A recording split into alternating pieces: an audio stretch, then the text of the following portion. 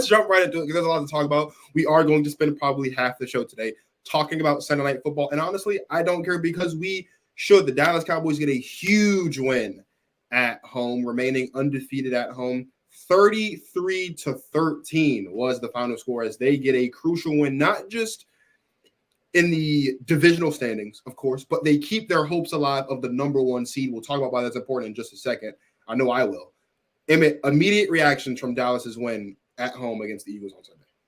It's not surprising in the slightest. If anybody paid attention going into that game, they saw this coming. This, not necessarily this exact score, but a Dallas victory in a super convincing fashion. This game was never in doubt. Never. Like, I get what was the most it was ever in doubt is when it was like, what, 7-0? Sure. Or maybe, as the Eagles are driving down the field, or like maybe after the scoop and score to finally bring it back to a 2-score game. Like, that's the most in doubt. This game was. And the Cowboys, they dominated the Eagles, as they tend to do when they're playing at home against the Eagles. The Eagles have a whole different set of issues, which I know we're going to talk about in just a little bit, but man, they looked stagnant on offense, couldn't really move the ball a whole lot. And especially, they weren't running the ball super effectively. Jalen Hurts had some nice scrambles. Kenneth Gainwell came in and he had a couple nice rushes, but DeAndre Swift getting like about 3.5 a clip, only being able to run for 100, just over 100 yards on this poor Cowboys rush defense. Real concerning. And I think that the part that's the most concerning, it's the most concerning, obviously, in this game, but I think long-term they're probably fine, is the fact that all of their big-time players are the reason that they lost this game. Like, yes, the defense in general was not good, but on offense, man, you're not going to win many games if A.J. Brown, Devonta Smith, and Jalen Hurts all lose a fumble. Like, it's just, and listen, not that there's a single team that could overcome their top 3 offensive players fumbling the ball away, but certainly not this team with not this defense and not against an offense as good as Dallas's. Because if there's one thing that Dallas does exceptional, defensively at least, they take the ball away. Because turnover luck, I think everybody's kind of come around on the fact that turnover luck is definitely a ebbs and flows sort of thing. If you're really high one year, it's probably going to come back way closer to the median, except for with this Cowboys defense, because this is year 3 that they are insane in takeaways. They are able to turn the ball over better than any team I've watched in my 22 years of life. Way better than any team I've ever watched. They may be one of the first teams to lead the league in turnovers for, I believe it would be 3 straight years if they get it this year. And being able to, because there's a difference between, recovering a fumble, and forcing a fumble. Mm-hmm. All 3 of those turnovers, forced errors. And that's what the Cowboys are really good at doing. Really good at doing. They see you make a mistake. They see you wrapped up in a tackle and they see the ball. They're going to try to punch it. They're going to try to rip at it. It doesn't matter who you are. It doesn't matter if you're Jalen Hurts. They're going to try to hit the quarterback. I'm sure there are plenty of defenses that would have seen Jalen Hurts kind of running up there and they're like, oh, we don't really want to hit him. No, they're like, we're going to hit. We're going to hit, man. You're a runner right now. There are plenty of people, plenty of defenses who are, I'm sure, scared of the size of A.J. Brown. And they just, Stephon Gilmore stripped the ball out of his hands. And Devonta Smith, not the biggest guy whatsoever.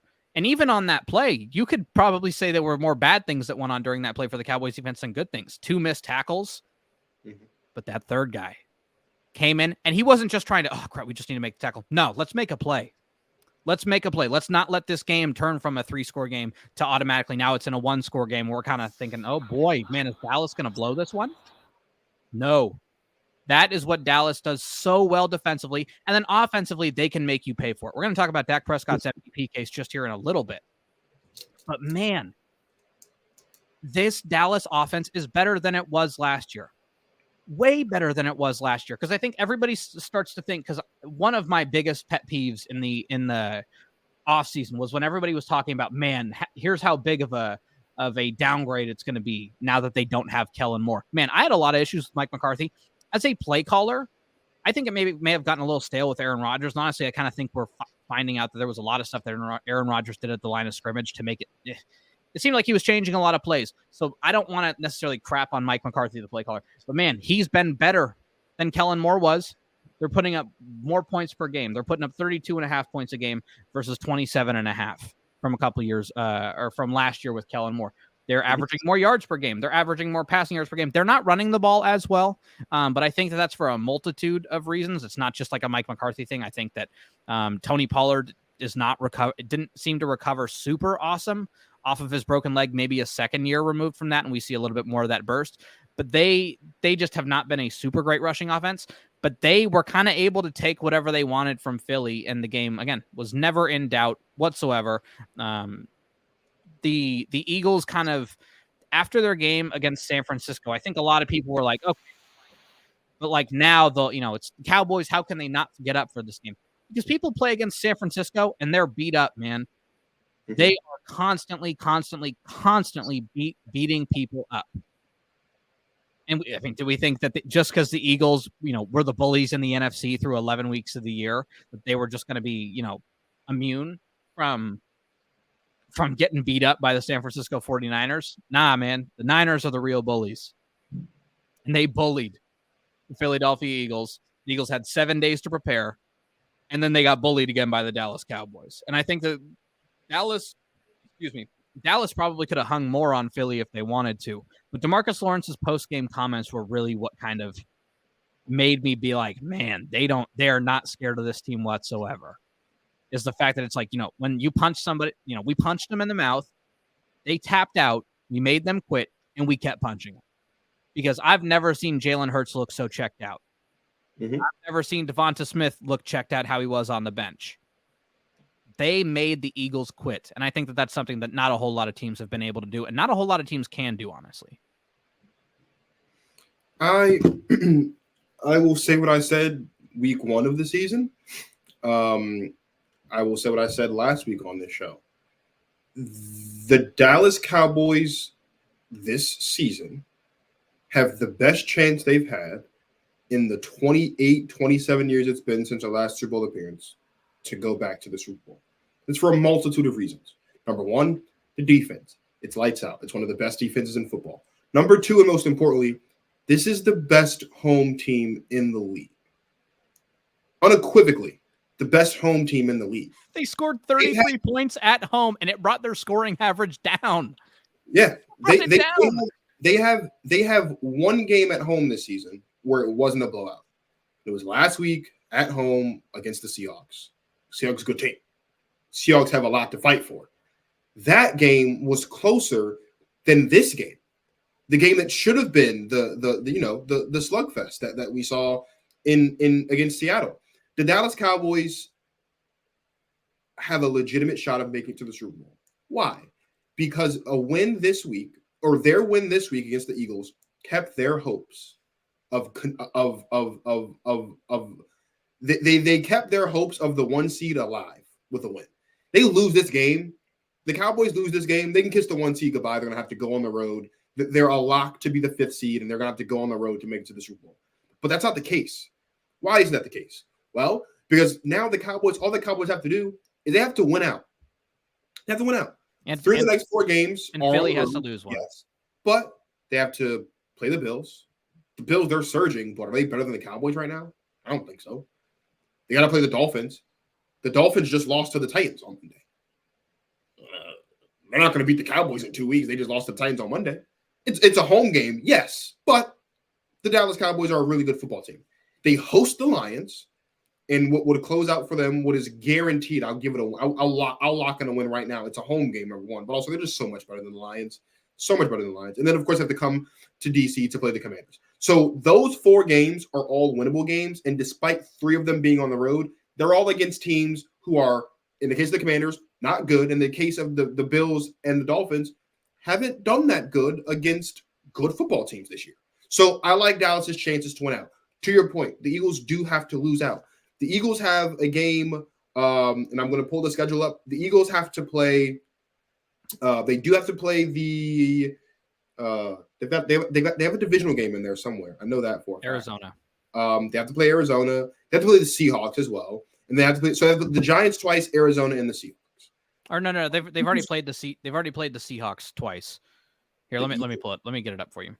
The Eagles? Oh, the Eagles. Sorry, the Eagles. Yeah, Eagles go Seahawks. They have to play the Seattle Seahawks, the Giants twice, and in between the two Cardinals. Giant games, they have a game against the Cardinals. Yep. I'm going to be honest. That game against the Seahawks on Monday night is looking real losable. I'm going to be honest with you. It's looking really losable because we have not seen in this 2-year stretch of Jalen Hurts, we have not seen the Eagles have to face this kind of adversity. We haven't had to see it. They have not been in a situation where they're coming off of not just 2 losses.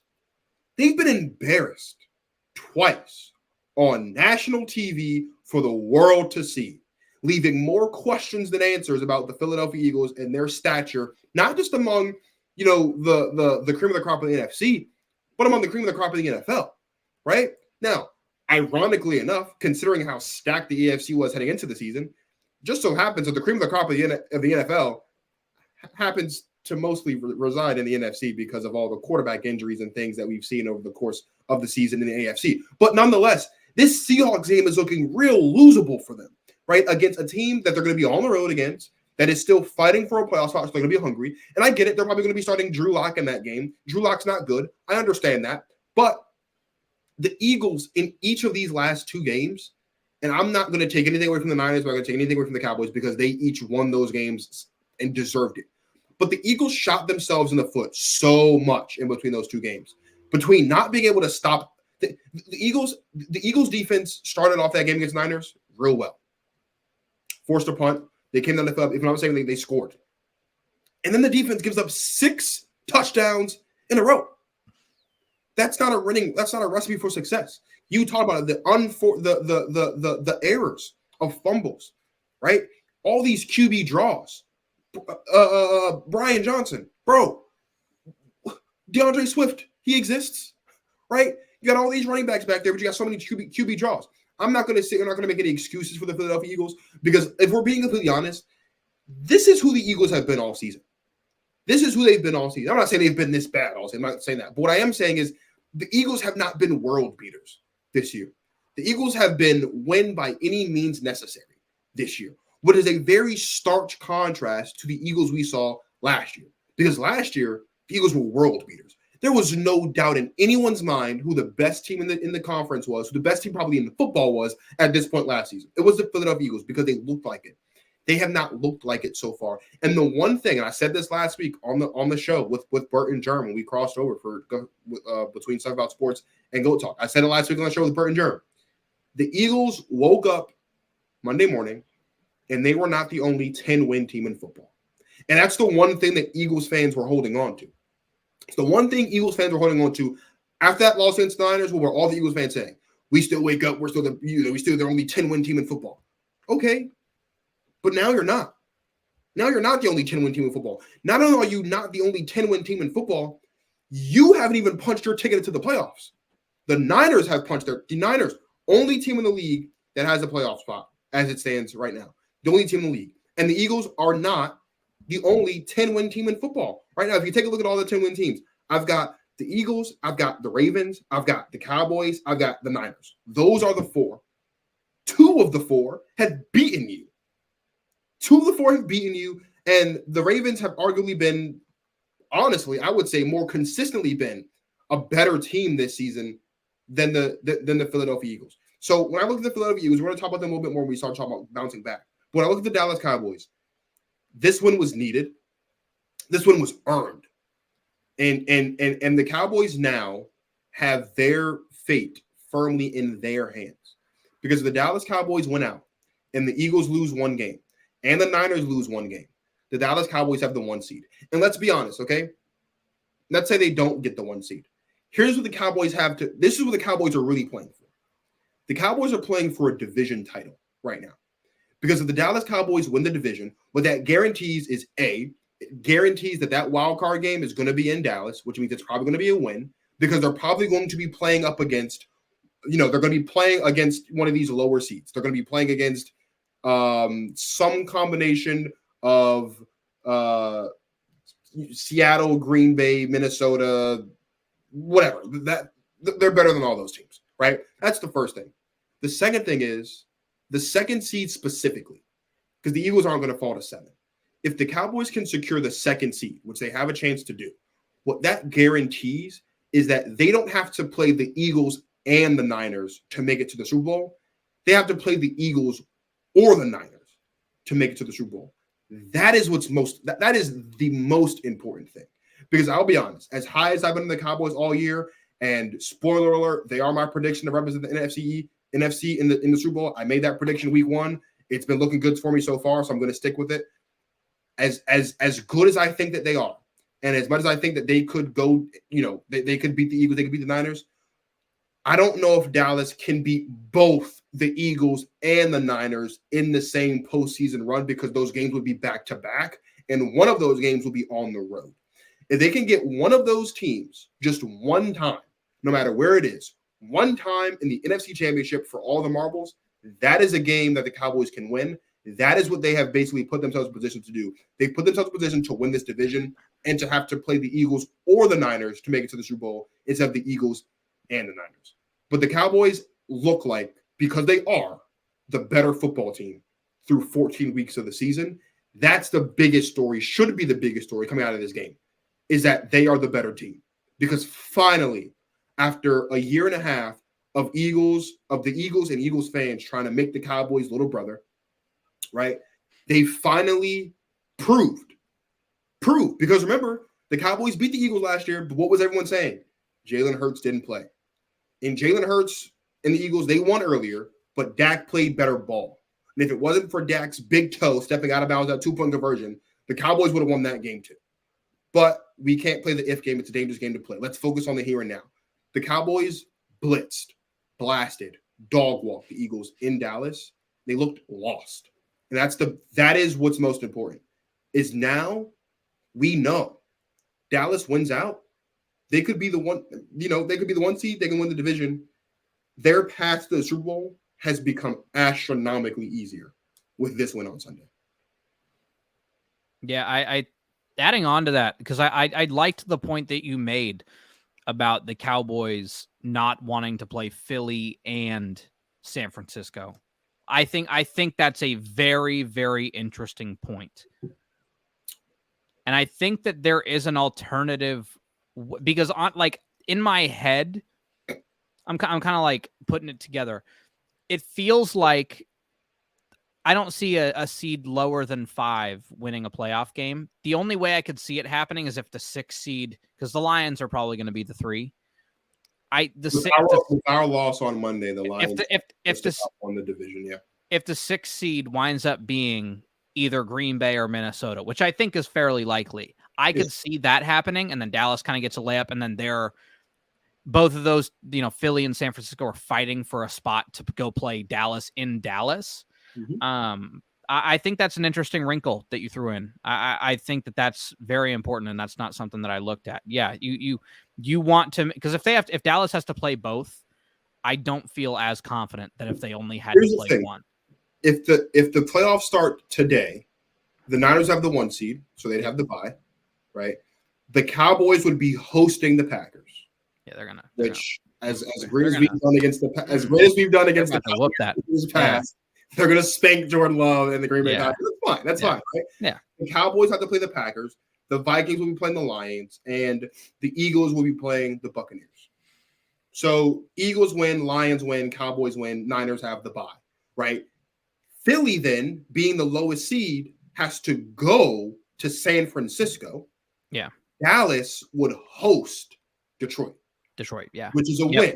Yeah. Even though they've already ran that, even though they would have already done that 3 weeks prior, because they play each other week 17 in Dallas. Yeah. That's still a win for Dallas, even though that already happened. Yep. I would think that San Francisco could beat Philly in a playoff game, especially if it's in San Francisco. Yeah. That is the optimal road for the Dallas Cowboys.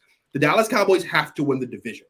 I would rather see Dallas have to go to Philly or go to San Francisco than go to Philly and then go to San Francisco, or go to San Francisco and then go to Philly. Yeah. If you're going to play, especially on that, because here's the thing. I think they could beat them both if they're in Dallas. Like if Philly, like again, still a lower chance than obviously not. But like if they played, like let's say one 1, 2, 3, and the 5 seed win. So Philly is the 5.